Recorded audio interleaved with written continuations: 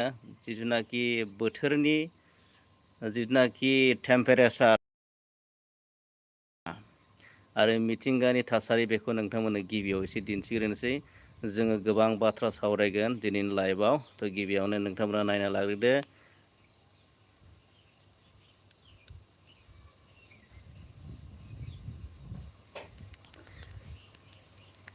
बेयो जादों माने बोथोर। सान्दुङा बिराद गोसा लोगोफोर एकदम मा बुंनो आरोना।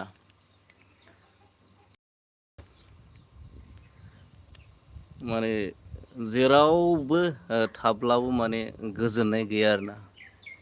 जेरावबो थाब्लाबो गोजोननाय गैया। दंफां सिङाव थाब्लाबो गोजोना, न' सिङाव थाब्लाबो गोजोना। बेबायदि आरोना। थ' नोंथांमोननो दिन्थिबाय दिनैनि बोथोरनि जिथुनाखि भिउ नङा होमबा? मिथिंगानि भिउ नङा होमबा? माने क्लाइमेट अफ नेचारेल बेखौ नोंथांमोननो दिन्थिबाय आरो। थ' लाइभआव नोंथांमोना जয়েन जादो। लाइभआव जोङो जয়েन जायोब्ला थ' गोबां बाथ्राखौ जों सावरायनो हागोन। गोबां मानसियानो लाइभआव थायोबा सावरायनो गोबां मोजां जायो। आरो नोंथांमोनाबो कमेन्ट सेक्सनाव एकदम मस्ट इम्परटेन्ट कुइसन खालामगोन। दिनैनि लाइभआव सावरायगोन माने बि टि सि नि राजखान्थिनि नङा होमबा? बि टि सि आव जोंनि राजखान्थिया माबायदि सोलिनानै दं माने। थ' बे आयदानि सायाव जोङो सावरायगोन।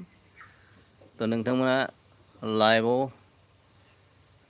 फैयोब्ला नुयोब्ला दान्दिसे थाथ'गोन आरो खोनासंगोन आरोना।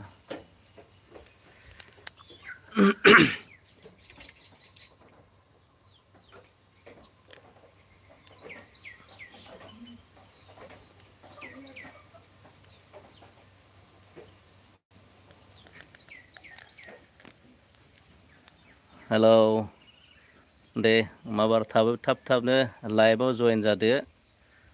जागायनोसै जोङो हाबाफारिखौ।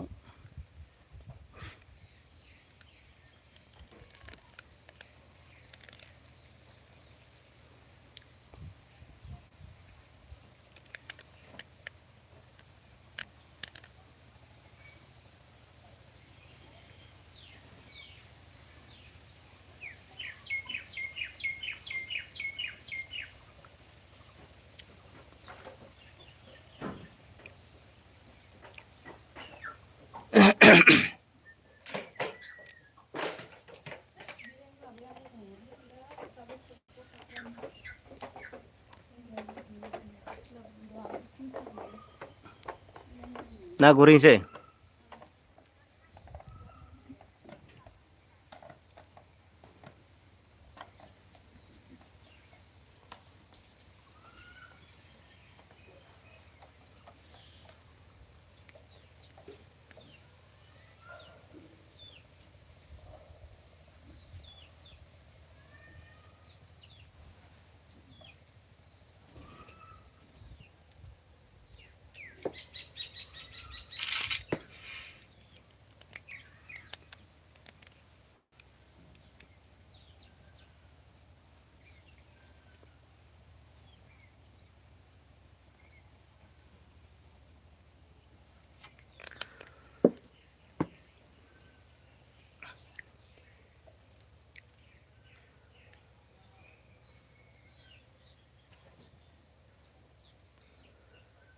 थ' बे समाव जोङो लाइभआव जয়েन जानाया जाबाय थागोन। दा जों सावरायनोसै।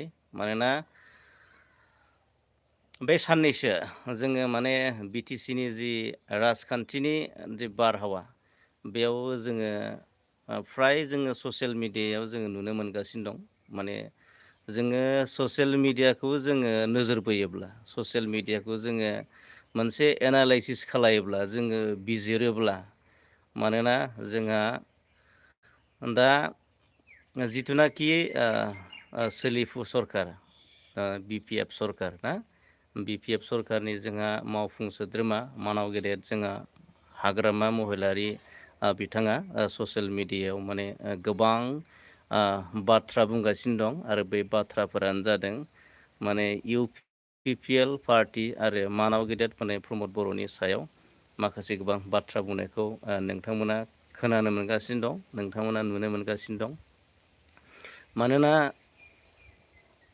बेफोर बाथ्राफोरानो जादों रायजो राजा नोंथांमोन मानोना साख्रिनि बेलायाव माखासे माने मा होनदों थांनाय मानाव गेदेर प्रमद बर'नि जि सरकारनि समाव जायफोर साख्रि होदोंमोन नङा होमबा, जायफोर साख्रिखौ होदोंमोन माने दरमा गैयै बेथन गैयै साख्रि होननानै माने गोबां माने मुं सुनायखौ जोङो खोनानो मोनगासिनो दं नङा होमबा, नोंथांमोनाबो खोनानो मोनगासिनो दं।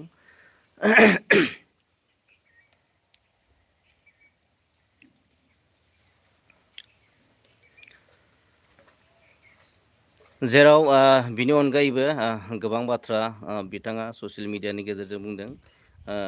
माब्लाबा माने बडलेण्डखौ लाबोनानै होफैयोब्ला सोर लाया जानो नङा होमबा, बडलेण्डखौ जुदि बिनानै होफैयोब्ला सोर लाया जानो, आरो सोरबा बडलेण्ड लाबोयोब्ला बे बडलेण्डआव सोरबा माने थाया होननानै बुंगोन नामा ना, बेफोरबायदि गोबां माने नाबां जाबां आबां जाबां माने गोबां रायलायनायखौ जोङो खोनानो मोनगासिनो दं, नोंथांमोनाबो नुनो मोनगासिनो दं।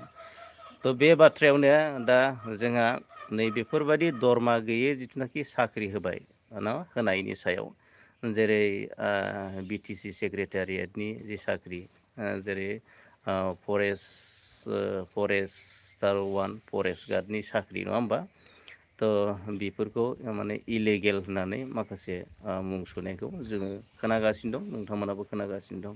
दा बिनि सायावनो जोंहा थांनाय जे BTCनि बारग' CM मानाव गेदेर प्रमद बर' बिथाङा प्रेस मिटनि गेजेरजों बिथाङा रोखायै फोरमायदों, मानोना बियो जेबो माने बेयाव जेबो इलिगेल गैया होननानै बिथाङा फोरमायदों आरोना रायजो राजा नोंथांमोन।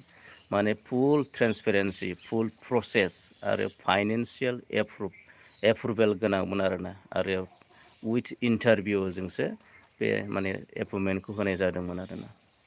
बेनिफ्राय ओरैबायदि फारसेथिं माने मेरिट लिस्ट माने जयग'था गोनां, जायफोर जयग'था गोनां आरोना, मेरिट लिस्ट माने फारसेथिं माने भेकेन्सि नङा होमबा, फारसेथिं पस्ट भेकेन्सि, माने हर सान खस्थ' खालामनानै बिथांमोना माने साख्रिखौ एपइन्टमेन्टखौ डिस्ट्रिबिउट खालामना होनाय जादोंमोन।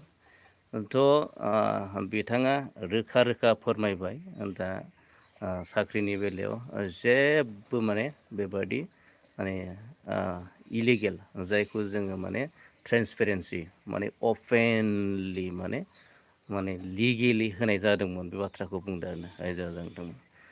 थ' दिनै बेफोरखौनो जोंहा BTCनि गाहाय मावफुं सोद्रोमा मानाव गेदेर हाग्रामा महिलारि बिथाङा माने ससियेल मिडिया प्रेस मिटनि गेजेरजों गोबां बाथ्रा बुंदों, माने दरमा गैयै नङा होमबा, दरमा गैयै साख्रिसो होदों होननानै बिथाङा बुंदों। दा बिनि अनगायैबो आरो जिथुनाखि नैबे 900 बिगा नङा होमबा, जायफोर दा माने APDCL बेखौ हाखौ गथायनानै होनांगौ होननानै आसामनि गिबि मन्त्रि डक्टर हिमन्त बिश्व शर्मा बिथाङा माने मोनसे रिकुवेस्ट लेटार माने BTCआव माने रिकुवेस्ट लेटार हरदों, माने बे हाखौ थाबैनो माने इमिडियेट माने एभेक्सन खालामनानै मा खालामनानै माने बै जायगाखौ माने APDCLनो गथायनानै होनो थाखाय लाइजाम हरदों रायजो राजा। थ' बेयावबो नोंथांमोना खोनानो मोनबाय, बेयावबो जोंहा मानाव गेदेर प्रमद बर' बिथाङा मुं सुनायखौ नोंथांमोना खोनानो मोनदों। माने थांनाय UPPL सरकारनि दिनावनो बे 900 बिगा हाखौ माने एलटमेन्ट होखानाय नङा होमबा, UPPL सरकारनि दिनावनो मानाव गेदेर प्रमद बर'आ एलटमेन्ट होखानाय, नैबेबायदि मुं सुनायखौ नोंथांमोना खोनानो मोनलायबाय नङा होमबा। थिग बेबायदिनो गोबां माने सिन्डिकेटनि बेलायावबो बिदिनो गोबां बानसावनायखौ नोंथांमोना नुनो मोनदों, इलिगेसन लाबोनायखौ नुनो मोनदों। थ' बेखौ जोङो नोजोर होयोब्ला जिथुनाखि बिटिआरनि राजखान्थिनि जि थासारि बियो 2020 मायथाइनि 30 मायथाइनि जि बिटिसिनि जि इलेक्सन नङा होमबा, बिटिसिनि जि बिसायख'थिनि थाखाय माने नैबे पलिटिक्सखौ राजखान्थिखौ बिपिएफ पार्टिया सिनियर लिडारनिफ्राय जुनियर लिडार आरो आर्टिसिएलफोरा जागायजेनबाय होननानै जोङो सानना लानो हायो आरो। थ' बियो माने मोनसे बेफोरनो फोरमान होयो आरोना माखासे माने बाथ्राफोरा, माखासे सोरखौबा क्रिटिसाइस खालामनाय, सोरनिबा सायाव जिथुनाखि दाय होनानै बाथ्रा बुंनाय, नैबेफोर माने फोरमायो जे राजखान्थिया पलिटिक्सआ माने 2030 मायथाइनि जिथुनाखि बिटिसि इलेक्सन जानो थांगासिनो फैगासिनो बिनि मोनसे बियो जागायनायनि मोनसे हाबाफारि। थ' जागायबायानो होननानै जों सानना लानांगोन आरोना। थ' रायजो राजा नोंथांमोन, बे समाव नोंथांमोना खोनानो मोनदों बावैसो रिसेन्टलि बिटिसियाव माने जेबो माने फान्ड गैया होनना बुंदों। जेबो फान्डआनो गैया, जिर' माने आरो दा माने जेबो खामानि मावनो हाया आरोना। थ' बे समाव माने बिटिसियाव माने सेन्ट्रेल गभार्नमेन्टनिफ्रायबो आसाम माने स्टेट गभार्नमेन्टनिफ्रायबो माने जेबो माने थाखा हराखै आरो, थाखा फैयाखै।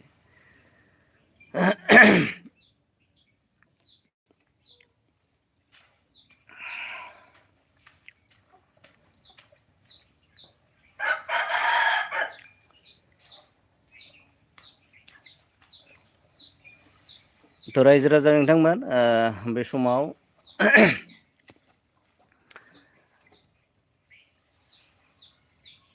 बिथाङा फोरमायबावदों, मानोना जायफोर माने थिखादार नङा होमबा, सोरबा माने बाखियाव थिखादार मावग्रा दङब्ला नङा होमबा, खामानि मावग्रा दंब्ला, टेन्डार बुग्रा खामानि मावग्रा दंब्ला माने मावफैनो हायो, बेबायदिबो मोनसे अफार होदों रायजो राजानो। थ' माने बाथ्राया ओरैबायदि जादों, दा बे समाव जोङो सासे बिटिसिनि माने सिबआ जुदि बेबायदि गोसोआव जा फैयो आरोना, गोसोआव जा साननाय फैयो, दा बेखौनो माने पाब्लिकनि सिगाङाव बुंनायखौ जोङो नुनो मोनदों, बुंलाबायनायखौ जोङो नुनो मोनदों। थ' जियानो हक, नैबे आरो जिथुनाखि जोंहा सनितपुर आरो बिस्वनाथ, जिथुनाखि जाय 2020 27 जानुवारिनि जि बिटिआर एकर्डनि गेजेरजों बिस्वनाथ आरो सनितपुरा जि इनक्लुड जाबाय नङा होमबा, सोसन जाबाय। दा बेखौबो मोनसे रायजो राजानि सिगाङाव मोनसे फोरमायबाय जे एरियाया बांबाय, सुबुं अनजिमाया बांबाय नङा होमबा, दा माने फाना बारायाखै। दा माने बे बिस्वनाथ आरो सनितपुर जिल्ला, बे जिल्लानि सिङाव थानाय माने जिथुनाखि डेभेलपमेन्टनि खामानि, लामायानो जा बायदि बायदि खामानियानो जा, मावनो गोसो जाब्लाबो माने बिथाङा मावनो हानाय नङा, बे बाथ्राखौ बिथाङा फोरमायदों। आरो दिनै बे बाथ्राखौ बिथाङा बुंनो गोनां गैयामोन, जिथुनाखि बियो जे इनक्लुड खालामनो हाबाय मोनसे बिटिसि एकर्डनि गेजेरजों, बिटिआर एकर्डनि गेजेरजों, जे सनितपुर आरो बिस्वनाथनि जि बृहत एलेखा माने गिदिर ओनसोलखौ जे बिटिआराव सोसननो हाबाय, 6 सिडिउलनि आन्डाराव सोसननो हाबाय, थ' बियो गोग्गानायसो बर' हारिनि थाखाय, बर' जाथिनि थाखाय, जे जोंनि सिमाया बांबाय, जोंनि जुग्राफिकेल नङा होमबा, जोंनि बे माबाया बांबाय। थ' बे बर' जाथिनि थाखाय मोनसे बियो जोबोद गोग्गाथावना, जायखौ बे सरकारजोंसो आसाम स्टेटजोंनो जा, सेन्ट्रेल गभार्नमेन्टजोंनो जा, बिथाङा नैबे जिथुनाखि नैबेनि जे आद्रा थालांनाय गामि सोसननो गोनां, बेफोरखौ बिथाङा मावनायासो बिथांनि खामानि आरोना, सरकारनि खामानि। जिथुनाखि फान्ड बारायनायानो जा, बेयाव जे गामि सोसननो गोनां दङ माखासे, बेफोरखौ मावनाया बिथांमोननि खामानि आरो सरकारनि। थ' बेफोरो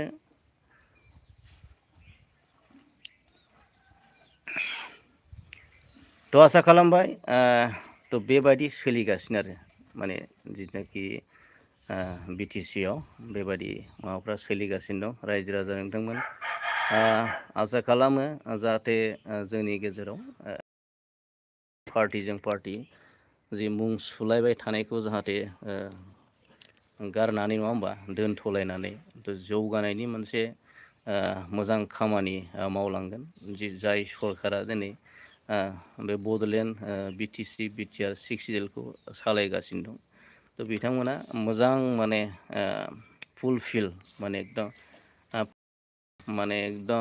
माने डेभेलपमेन्ट जानायनि थाखाय मोजां खामानि मावलांगोन बेखौ आसा खालामबाय थ' जोङो दिनै लाइभआव गोबां बाथ्रा सावरायबाय थ' नोंथांमोननो जा थासारि जा सोलिबाय थानाय बे बिनि सायाव नोंथांमोननो फंनैसो सुंद'यै फोरमायबाय थ' बेयाव माखासे गोरोन्थि जालांदोंब्ला थालांदोंब्ला नोंथांमोननिफ्राय निमाहा मोनगोन आसा थाबाय दिनैनि लाइभखौ बेखिनियाव दोनथ'बाय गोजोन्थों।